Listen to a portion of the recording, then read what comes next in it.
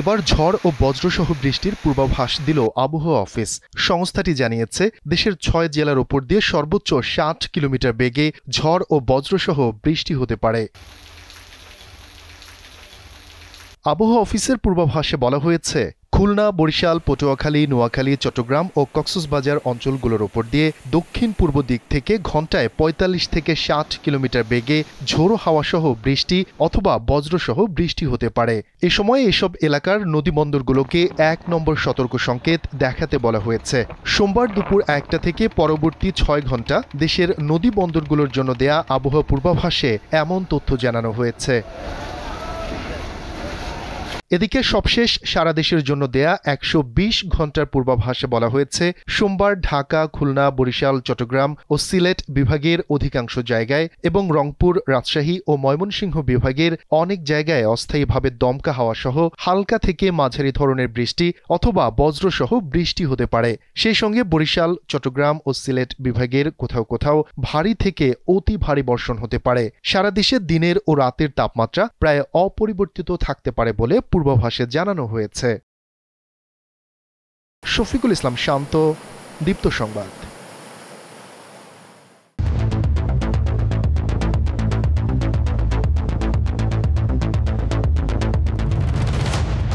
স্বাগত দীপ্ত সংবাদে, আপনাদের সাথে আছি আমি ইয়াসমিন সুমনা। শুরুতেই সংবাদ শিরোনাম। জুলাই ঘোষণাপত্রের দাবিতে ৩ আগস্ট পর্যন্ত সরকারকে সময় বেঁধে দিল এনসিপি, চলছে পদযাত্রা। হটস্পট বরগুনায় ডেঙ্গুতে আক্রান্ত হয়ে আরও ২ জনের মৃত্যু, নতুন করে হাসপাতালে ভর্তি ৬৩ জন। পঞ্চগড়ে টার্মিনাল ছাড়িয়ে সড়কে বাস ট্রাকের অবাধ পার্কিং, যানজটের ভোগান্তিতে সাধারণ মানুষ।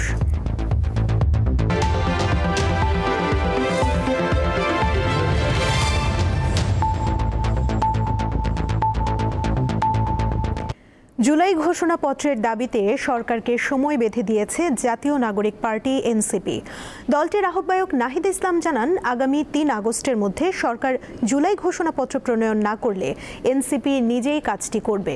জুলাই পদযাত্রার ৭ম দিনে সকালে নাটোরের মাদ্রাসা মোড়ে আয়োজিত পথসভায় এসব কথা বলেন তিনি। সংস্কারের মাধ্যমে নতুন বাংলাদেশ গঠন করতে হবে বলে উল্লেখ করে নাহিদ ইসলাম জানান, ৩ আগস্ট শহীদ মিনারে এর রূপরেখা থাকবে। ফ্যাসিবাদী সরকারের পতন হলেই হবে না, দেশ সংস্কারের মাধ্যমে নতুন করে বাংলাদেশকে গঠন করতে হবে। এমন একটি বাংলাদেশ গঠন করতে হবে যেখানে গণতন্ত্র থাকবে, যেখানে সমতা থাকবে, যেখানে ইনসাফ থাকবে। একটি দুর্নীতিমুক্ত বৈষম্যহীন বাংলাদেশ গড়া এই তরুণ প্রজন্মের, এই গণ অভ্যুত্থানের ছাত্র জনতার আকাঙ্ক্ষা। অবশেষে নওগাঁর ইব্রাহিমের মরদেহ ফেরত দিয়েছে ভারতীয় সীমান্তরক্ষী বাহিনী বিএসএফ। পতাকা বৈঠকের পর শনিবার রাত 10টার দিকে তার মরদেহ গ্রহণ করে বিজিবি। গত ২রা জুলাই রাতে এই হত্যাকাণ্ড ঘটে। বিজিবি জানায়, সীমান্তবর্তী এলাকায় ইব্রাহিমকে লক্ষ্য করে বিএসএফ সদস্যরা গুলি ছোড়ে। এতে ঘটনাস্থলেই তার মৃত্যু হয়। কিন্তু ঘটনার পরপরই বিএসএফ মরদেহ উদ্ধার ও গুলির বিষয়টি অস্বীকার করে। বিজিবি বারবার যোগাযোগের পরও তারা দীর্ঘ সময় নীরব থাকে। দফায় দফায় যোগাযোগের ৩ দিন পর বিএসএফ ঘটনার দায় স্বীকার করে এবং পতাকা বৈঠকের মাধ্যমে মরদেহ হস্তান্তর করে। আইনি প্রক্রিয়া শেষে নিহতের মরদেহ সোমবার পরিবারের সদস্যদের কাছে হস্তান্তর করা হয়। নারায়ণগঞ্জের সিদ্ধিরগঞ্জে বৈষম্য বিরোধী আন্দোলন চলাকালে গুলিতে নিহত রিকশা চালক তুহিন হত্যা মামলায় সাবেক সিটি মেয়র সেলিনা হায়াত আইভির 2 দিনের রিমান্ড মঞ্জুর করেছে আদালত। দুপুরে নারায়ণগঞ্জের সিনিয়র জুডিশিয়াল ম্যাজিস্ট্রেট আদালতে আসামির ভার্চুয়াল উপস্থিতিতে এই রিমান্ড শুনানি অনুষ্ঠিত হয়। মামলার বিবরণে বলা হয়, গত বছরের 20শে জুলাই ঢাকা চট্টগ্রাম মহাসড়কের সিদ্ধিরগঞ্জের শিমরাইল এলাকায় মাথায় গুলিবিদ্ধ হয়ে নিহত হন রিকশা চালক তুহিন। এ ঘটনায় তার স্ত্রী বাদী হয়ে গত বছর 13ই সেপ্টেম্বর 99 জনের নাম উল্লেখ করে একটি হত্যা মামলা দায়ের করেন।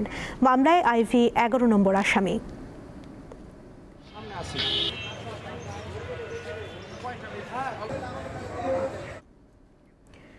ডেঙ্গু জ্বরে আক্রান্ত হয়ে বরিশালে আরও 2 জন এবং বরগুনায় অপর 2 জনের মৃত্যু হয়েছে।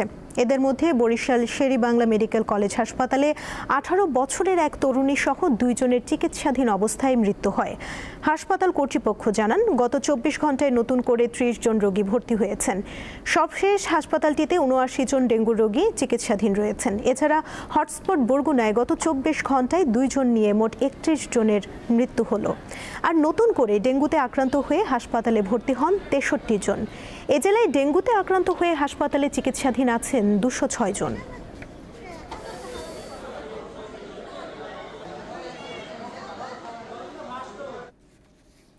বরগুনার ডেঙ্গু পরিস্থিতি সম্পর্কে জানাতে যুক্ত আছেন সহকর্মী শাহ আলী। শাহ আলী, পরিস্থিতি নিয়ন্ত্রণে প্রশাসনের পক্ষ থেকে কি পদক্ষেপ নেওয়া হয়েছে আর হাসপাতালের অবস্থা আমাদের জানাবেন। সুমনা, যেমনটা জানতে চাচ্ছেন, বরগুনায় কিন্তু দিন দিন ডেঙ্গু রোগীর সংখ্যা বৃদ্ধি পাচ্ছে এবং এই মুহূর্তে হাসপাতাল কর্তৃপক্ষ কিন্তু তারা হিমশিম খাচ্ছে। গত 24 ঘন্টা যদি বলি, পাথরঘাটা উপজেলার পৌর শহরে সেখানে কিন্তু সাইফুল ইসলাম নামের একজনের মৃত্যু হয়েছে এবং আরেকটি উপজেলা বেতাগী উপজেলার হুসনাবাদ ইউনিয়নের শেফালী বেগম নামের আরো এক নারীর কিন্তু মৃত্যু হয়েছে। এই সাইফুল ইসলামের মৃত্যু হয়েছে বরিশাল শের-ই-বাংলা মেডিকেল কলেজ হাসপাতাল, সেখানে চিকিৎসাধীন অবস্থায়, এবং যে শেফালী বেগম মৃত্যু হয়েছে তার উন্নত চিকিৎসার জন্য নেওয়া হয়েছিল মির্জাগঞ্জ স্বাস্থ্য কমপ্লেক্সে, সেখানে কিন্তু তার মৃত্যু হয়েছে। এ নিয়ে কিন্তু বরগুনা জেলায় প্রায় 31 জনের মতো মৃত্যু হয়েছে এই ডেঙ্গু জ্বরে, এবং হাসপাতাল তথ্য অনুযায়ী কিন্তু 6 জন মাত্র মৃত্যু হয়েছে, এবং এছাড়া বাইরে যেগুলো মৃত্যু হয়েছে সব মিলিয়ে কিন্তু 31 জনের মৃত্যু হয়েছে। এই হটস্পট বরগুনায় এখন পর্যন্ত অবস্থাটা সকল স্বেচ্ছাসেবক এবং স্বেচ্ছাসেবী সংগঠন রয়েছে, রাজনৈতিক সংগঠনগুলো তারাও কিন্তু এগিয়ে আসছেন এবং সকল কিন্তু পরিষ্কার পরিচ্ছন্নতার জন্য তারা কিন্তু কাজ করছেন, এবং আমরা দেখেছি যে শহরের আনাচে কানাচে তারা কিন্তু পরিষ্কার পরিচ্ছন্নতা করছেন, বিভিন্ন প্রোগ্রাম কিন্তু তারা হাতে নিয়েছেন। এরপরও কিন্তু কোন রকম সামাল দিতে পারছেন না, হিমশিম খাচ্ছেন। আরেকটা বিষয় লক্ষ্য করা গেছে যে এই হাসপাতালের তথ্য এবং বাহিরের যে তথ্য, এটার মধ্যে আসলে ধূম্রজাল সৃষ্টি হয়েছে, যেটা নিয়ে মানুষের মধ্যে একটি আতঙ্ক চলছে। কারণ যেই বাইরে যে ক্লিনিক গুলো রয়েছেন, ডায়াগনস্টিক সেন্টার গুলো রয়েছেন, সেখানে কিন্তু প্রতিদিন যে প্রায় 200-300 করে সেখানে কিন্তু ডেঙ্গু পরীক্ষা করছে, তার মধ্যে প্রায় 50%ই দেখা যাচ্ছে যে ডেঙ্গু পজিটিভ হয়, এবং এখানে হাসপাতালে প্রতিদিন যে 100-র মতো এখানে পরীক্ষা নিরীক্ষা হচ্ছে, সেখানেও কিন্তু এই হাসপাতালে ভর্তি হচ্ছে। বিশেষ করে এখানে যে বাইরে যে ডায়াগনস্টিক সেন্টার আছে তাদের সাথে এই হাসপাতালের সাথে তথ্যের কোনো মিল পাওয়া যাচ্ছে না, সেটা কিন্তু আমরা দেখছি। আরেকটা বিষয় লক্ষ্য করা যায় যে জরুরি সেবার জন্য যেগুলো এই বরগুনায় যদি একটি আইসিইউ থাকতো তাহলে হয়তো বরিশালে নিতে হতো না। অনেক রোগী কিন্তু বরিশালে নেওয়ার পর কিন্তু তাদের মৃত্যু হয়েছে। এর কারণে সকলেই কিন্তু একটাই দাবি, বরগুনা জেনারেল হাসপাতালে একটি আইসিইউ দরকার, এবং এখানে যারা ডাক্তারগণ রয়েছে তারাও বলেছেন যে একটি আইসিইউ থাকলে হয়তো রোগীদের কষ্ট হতো না, এবং এই যে তারা দিনমজুর রয়েছে তাদের দূরে যে স্বাস্থ্য সেবা নিতে হচ্ছে না। এই ছিল বরগুনা থেকে ডেঙ্গুর পরিস্থিতি সর্বশেষ আমার কাছে। সুমনা, বরগুনা থেকে যুক্ত ছিলেন সহকর্মী শাহ আলী। পঞ্চগড়ে মহাসড়ক যেন ট্রাক স্ট্যান্ড, দিন রাত দাঁড়িয়ে থাকে ট্রাক ও লরি, ফলে প্রতিনিয়ত যানজট লেগেই থাকছে। চালক ও পরিবহন ব্যবসায়ীরা জানান, আন্তঃজেলা টার্মিনালটি প্রয়োজনের তুলনায় বেশ ছোট, তাই বাধ্য হয়ে সড়কে যানবাহন রাখতে হয়। পঞ্চগড়ে ট্রাক পার্কিংয়ের জন্য নির্ধারিত টার্মিনাল রয়েছে, কিন্তু বেশিরভাগ গাড়ি দাঁড়াচ্ছে মহাসড়কের উপর। প্রতিদিন শতাধিক পণ্যবাহী ট্রাক দীর্ঘ সময় পঞ্চগড় ঢাকা মহাসড়কের উভয় পাশ দখলে রাখায় সৃষ্টি হচ্ছে যানজট। এতে ভোগান্তিতে পড়েন যাত্রী ও চালকরা। ট্রাকগুলো রাস্তার মধ্যে, রাস্তার দুই পাশে এমনভাবে ট্রাকগুলোকে রাখা হয় যে ওই রাস্তা দিয়ে আসলে পার হওয়াটা খুব কষ্টকর ব্যাপার।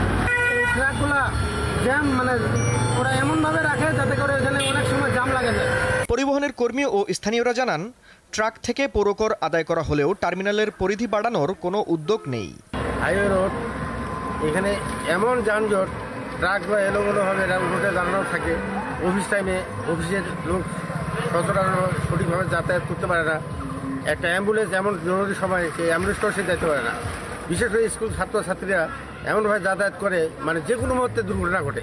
আমাদের ট্রাক টার্মিনাল এই জায়গাটা সংকুলান নয়, এই জন্য আমাদের এই জায়গাটাকে আরও ব্যাপক পরিসরে পরিবর্তন করা দরকার। টোল দেওয়ার পরেও ট্রাক টার্মিনাল আমাদের বড় করে দিচ্ছে না। আমরা সরকারকেও বলছি যে আমাদেরকে এইটা সুন্দর করে একটা সাজিয়ে দিয়ে আমাদেরকে ট্রাক টার্মিনালের ভিতরে, যাতে আমরা দুইটা বেসিক ইউনিয়ন আছি, রেজিনং রাজ 2000, আরেকটা ইউনিয়ন আছে ওটার নাম আমি বলুন না, এই দুইটা ইউনিয়ন যাতে দুই পাশে থাকতে পারি যার জন্য আমি বিনয়ের সাথে অনুরোধ করব। সমস্যা সমাধানে দ্রুত টার্মিনালটি বড় করার দাবি চালক ও পরিবহন মালিকদের। দীপ্ত বার্তা কক্ষ। এবারে কেওয়াই স্টিল চট্টগ্রাম সংবাদ।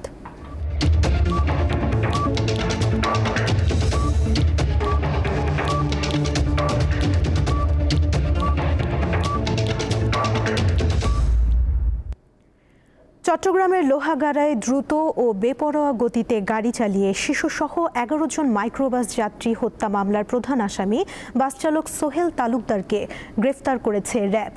রোববার সন্ধ্যায় ঢাকার মিরপুর আনসার ক্যাম্প এলাকা থেকে তাকে গ্রেফতার করা হয়। প্রাথমিক জিজ্ঞাসাবাদে আসামি সোহেল তালুকদার দুর্ঘটনাজনিত হত্যাকাণ্ডের কথা স্বীকার করেছে বলে র্যাবের পক্ষ থেকে জানানো হয়। গত 2 এপ্রিল সকালে চট্টগ্রাম কক্সবাজার মহাসড়কের চুন্তি এলাকায় ঢাকাগামী দ্রুত ও বেপরোয়া গতিতে আসা রিল্যাক্স পরিবহনের একটি বাস কক্সবাজারমুখী মাইক্রোবাসকে ধাক্কা দিলে ঘটনাস্থলেই 10 আরোহীর মৃত্যু হয়।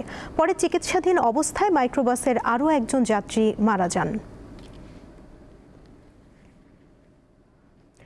চট্টগ্রাম বন্দরের new mooring container terminal NCT আগামী 6 মাস পরিচালনার জন্য দায়িত্ব বুঝে নিয়েছে নৌবাহিনী পরিচালিত প্রতিষ্ঠান চিটাগং ড্রাই ডক লিমিটেড। গত মধ্যরাত থেকে ড্রাই ডক কর্তৃপক্ষ এনসিটি পরিচালনার দায়িত্বভার নিয়েছে বলে জানিয়েছে চট্টগ্রাম বন্দর কর্তৃপক্ষ। রাষ্ট্রায়ত্ত এই প্রতিষ্ঠানটিতে পরবর্তীতে অপারেটর নিয়োগ না হওয়া পর্যন্ত দায়িত্ব পালন করবে ড্রাই ডক। চট্টগ্রাম বন্দরের কর্মকর্তারা জানান, সরাসরি ক্রয় পদ্ধতি বা ডাইরেক্ট প্রকিউরমেন্ট মেথড এ কাজ পেয়েছে তারা। এর আগে টানা প্রায় 17 বছর এই টার্মিনাল পরিচালনা করেছে দেশীয় বেসরকারি প্রতিষ্ঠান সাইফ পাওয়ার টেক লিমিটেড।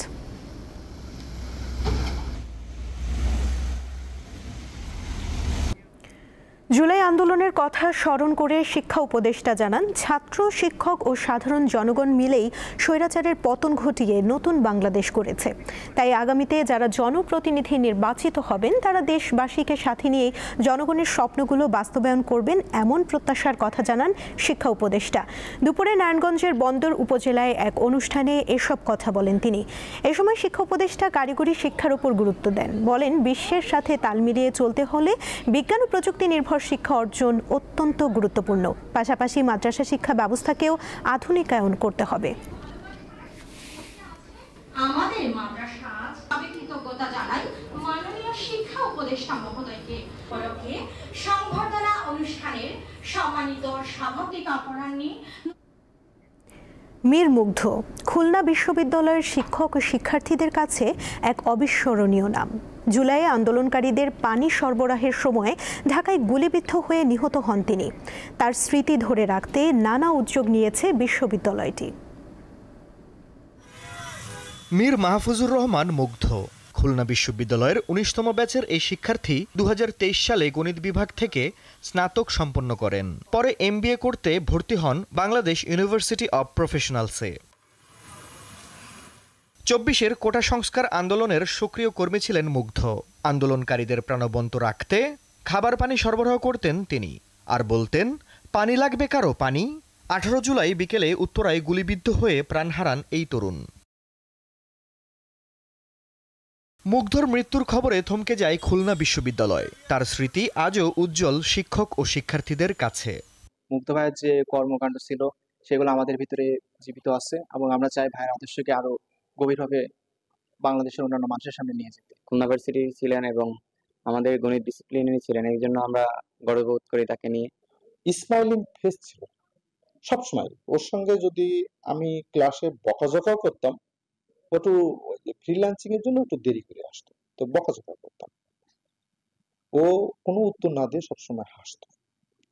তো মারা যাওয়ার পরে আমার মনে হলো যে মুগ্ধর ওই হাসি মুখটা আমার সবসময় মুখের মধ্যে ভেসে উঠছে।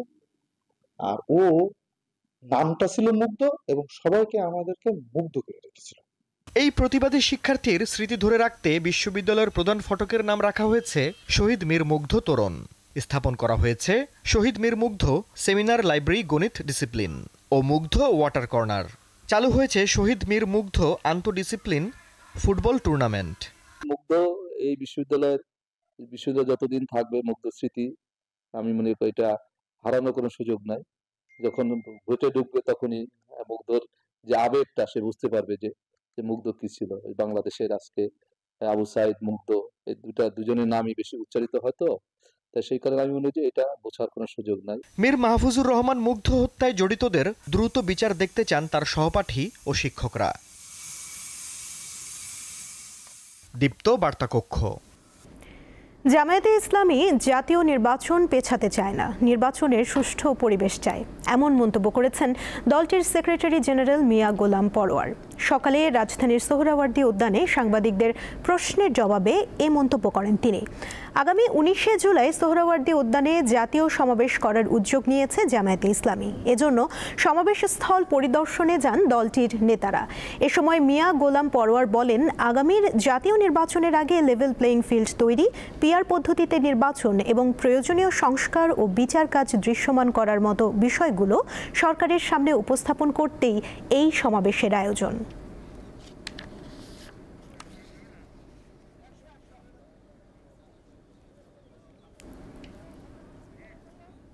আমরা নির্বাচন পেছানো না করা এ ব্যাপারে কোনো বক্তব্য কখনো রাখি নাই। বক্তব্যটা বুঝতে হবে। আমরা বলেছি, আমাদের আমির সাহেব বলেছেন নির্বাচন আমরা চাই, কিন্তু সেই নির্বাচন যেন তেন নির্বাচন না হয়। তো যেন তেনর অর্থই হলো কোনো দিকে প্রশাসন ঝুঁকে পড়বে, নিরপেক্ষ হবে না, আবার ইলেকশন ইঞ্জিনিয়ারিং হবে, আবার প্রশাসন জবরদস্তি করবে, কেন্দ্র দখল হবে। এই জাতীয় ইলেকশনকে আমাদের আমির জামাত মিন করেছেন যে নির্বাচন আমরা হতে দেব, কিন্তু যেন তেন নির্বাচন হতে দেব না, আর যারা করবেন আমরা তাদেরকেও মেনে নেব না।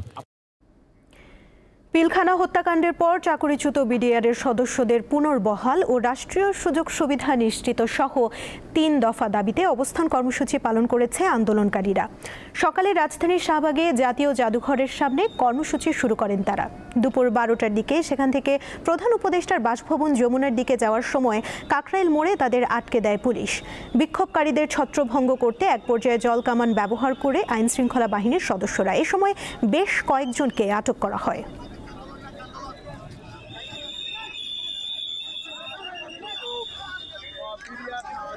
হবিগঞ্জের নবীগঞ্জ শহরে 2 পক্ষের সংঘর্ষে অন্তত 20 জন আহত হয়েছেন। পুলিশ জানায়, গত 4 জুলাই উপজেলার তিমিরপুর গ্রামের খসরু মিয়ার সঙ্গে ইনাদগঞ্জ ইউনিয়ন যুবলীগের সভাপতি আশাহিদ আলী আশার কথা কাটাকাটি থেকে হাতাহাতি ঘটনা ঘটে। এর জেরে সোমবার বিকেলে আনুমানি ও তিমিরপুর গ্রামবাসী দেশীয় অস্ত্র নিয়ে সংঘর্ষে জড়ান। দফায় দফায় সংঘর্ষে রণক্ষেত্রে পরিণত হয়েছে পুরো শহর। পুলিশ ও সেনাবাহিনী ঘটনাস্থলে পৌঁছে পরিস্থিতি নিয়ন্ত্রণে আনে।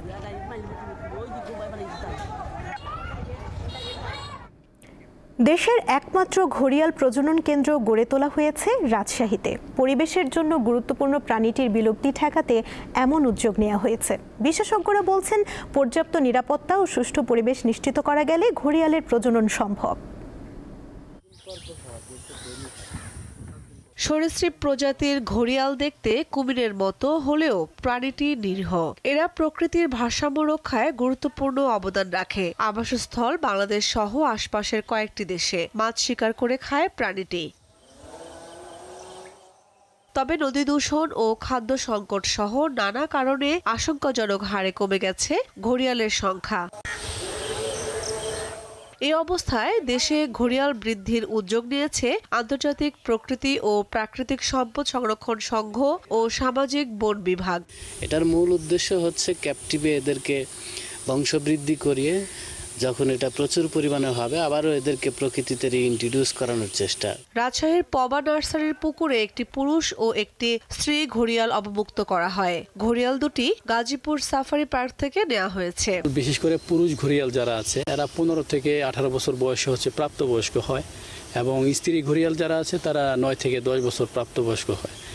তো প্রাপ্তবয়স্ক হলে তাদের ভিতরে এখানে ম্যাটিং করে যাতে বংশবৃদ্ধি হয় এই উদ্দেশ্য সাধনের জন্য এখানে আসলে নিয়ে আসা হয়েছে। বিশেষজ্ঞদের মতে ঘড়িয়াল প্রজননের জন্য পর্যাপ্ত নিরাপত্তা ও সুষ্ঠু পরিবেশ প্রয়োজন। তাদের ডিম পাড়ার জন্য বা ডিম ফুটে বাচ্চা বেরোনোর জন্য যে পরিবেশটা প্রয়োজন সেই পরিবেশটা তাদেরকে দিতে হবে। এইটাই যদি আমরা দিতে পারি তাহলে সেটা সম্ভব। ঘড়িয়াল 30 থেকে 50টি ডিম দেয় এবং নভেম্বর থেকে জানুয়ারি তাদের প্রজনন মাস। দীপ্ত বার্তা কক্ষ। দীপ্ত সংবাদ শেষ করার আগে শিরোনামগুলো জানিয়ে দিচ্ছি আরও একবার। জুলাই ঘোষণাপত্রের দাবিতে ৩ আগস্ট পর্যন্ত সরকারকে সময় বেঁধে দিল এনসিপি। চলছে পদযাত্রা। হটস্পট বরগুনায় ডেঙ্গুতে আক্রান্ত হয়ে আরও 2 জনের মৃত্যু। নতুন করে হাসপাতালে ভর্তি 63 জন। পঞ্চগড়ে টার্মিনাল ছাড়িয়ে সড়কে বাস ট্রাকের অবাধ পার্কিং। যানজটের ভোগান্তিতে সাধারণ মানুষ।